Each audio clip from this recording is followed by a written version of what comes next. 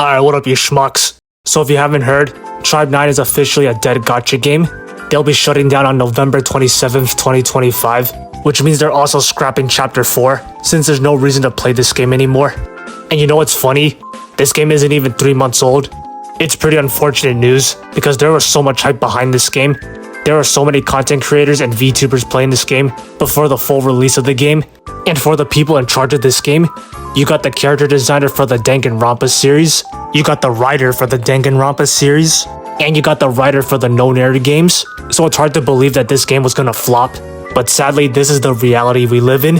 One of the reasons I wanted to make this video is because I put a good amount of time into this game, and I got all the achievements. With that, I want to give my honest opinions about Tribe 9, my experience with the series, and the missed potential of what could have been. So a lot of people don't know this, but Tribe 9 had an anime that came out in 2022, and this game takes place after the events of the anime. Even though the anime was absolute dog shit, I thought it was really cool that there were people that wanted to revive this series and give it a second chance. I would say the best part of this game was the story.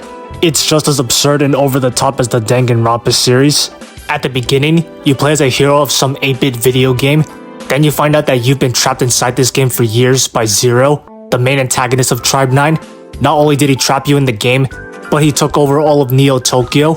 And if you beat his henchmen, you get to fight him.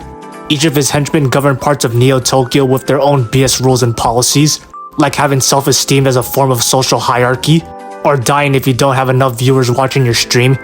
It's some wacky ass shit. This game was very free to play friendly, every character was OP, and this game gave out enough resources and in-game currency. I say this as someone who's caught up with the latest chapter, and someone who's gotten every achievement. As for the combat, bosses are challenging and requires a fair amount of skill to beat. You can have the best characters with the best equipment, but if you can't dodge or counter properly, it's GG. And that's because this game has a level cap, so once you reach a certain boss, you can't increase your level until you beat it. There's a reason this game is labeled as a brutal action RPG, and I can say it definitely lives up to that name. This game fucked my ass so many times, but after taking my time and learning the boss patterns, now I was the one fucking this game in the ass. But I would say the most notable thing about this game is that the developers did their best to listen to its player base to improve the overall gameplay experience.